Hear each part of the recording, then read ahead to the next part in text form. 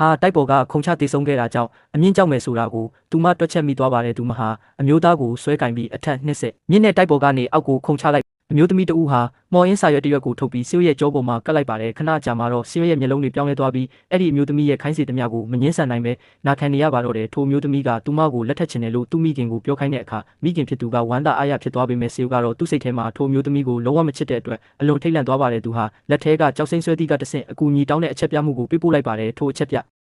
မှုကိုတစ်ဖက်ကမိန်းကလေးတဦးကလက်ခံရရှိပြီးလူပြိုကြီးစီကိုအမြန်ဆုံးအပြေးလွှာလာခဲ့ပါတယ်ဒါပေမဲ့သူမရောက်သွားတဲ့အချိန်မှာတော့အမျိုးသားဟာပွဲခန်းမထဲမှာထိုမိန်းကလေးရဲ့ထိန်းချုပ်မှုကိုခံနေရပြီဖြစ်ပါတယ်မင်္ဂလာဆောင်မဲ့ရက်ကိုကြီးညာတော့မဲ့ဆဲမှာပဲထိုမိန်းကလေးရောက်ရှိလာပြီးအမျိုးသားကြောပေါ်ကမော်အင်းကိုချက်ချင်းမြင်သွားပါတယ်သူမကထိုမျိုးသမီးရဲ့အစီအစဉ်ကိုတားဆီးလိုက်တဲ့အတွက်အမျိုးသမီးကလုံခြုံရေးတွေကိုခေါ်ပြီးမောင်းထုတ်ခိုင်းပါတယ်ဒါပေမဲ့မိန်းကလေးကလက်ဖြောက်တစ်ချက်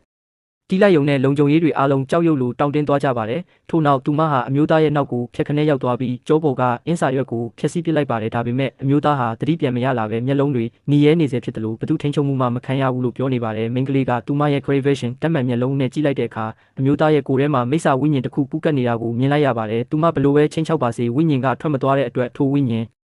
ဟာတိုက်ပေါ်ကခုံချတည်ဆုံးခဲ့တာကြောင့်အမြင့်ကြောက်မယ်ဆိုတာကိုသူမတွက်ချက်မိသွားပါတယ်သူမဟာအမျိုးသားကိုဆွဲကင်ပြီးအထက်နှစ်ဆက်မြင့်တဲ့တိုက်ပေါ်ကနေအောက်ကိုခုံချလိုက်ပါတယ်အားလုံးထိတ်လန့်သွားကြပေမဲ့သူမရဲ့အစီအမံတွေကြောင့်မိစ္ဆာဝိညာဉ်ဟာကြောက်လန့်တကြားနဲ့အမျိုးသားကိုယ်ထဲကထွက်ပြေးပါတယ်သူမကလွန့်ထွက်လာတဲ့အမဲရောင်ဝိညာဉ်စွမ်းအင်ကိုလက်ဝါးနဲ့ရိုက်ဖမ်းလိုက်ပြီးလက်ထဲမှာပိတ်လောင်လိုက်ပါတယ်ဝိညာဉ်ကိုစစ်မေးတဲ့အခါဘာမှမသိဘူးလို့ညင်းနေပေမဲ့သူမကငွေဆက်ကူတစ်ထပ်ကိုထုတ်ပြလိုက်တဲ့အခါမှာတော့ဝိညာဉ်ကနောက်ွယ်ကခိုင်းစေသူကိုချက်ချင်းဖော်လိုက်ပါတယ်ထိုမျိုးသမီးကစင်ကြေပေးဖို့ကြိုးစားပေမဲ့မိန်းကလေးကအမှန်စကားပြောအင်းစာရွက်ကိုသူမကိုမှကတ်လိုက်တဲ့အတွက်သူမရဲ့မကောင်းမှုအားလုံးကိုလူပုံအလယ်မှာဝန်ခံလိုက်ရပါတော့တယ်ဆိုကဒေါသတကြီးနဲ့ထိုမျိုးသမီးကိုနှင်ထုတ်လိုက်ပြီးမိန်းကလေးကိုကျေးဇူးတင်စကားပြောဖို့ပြင်လိုက်ပါတယ်ဒါပေမဲ့မိန်းကလေးကသူ့ရဲ့ကန်ဆိုးမှုတွေကအခုမှစတာပဲလို့သတိပေးလိုက်ပါတော့တယ်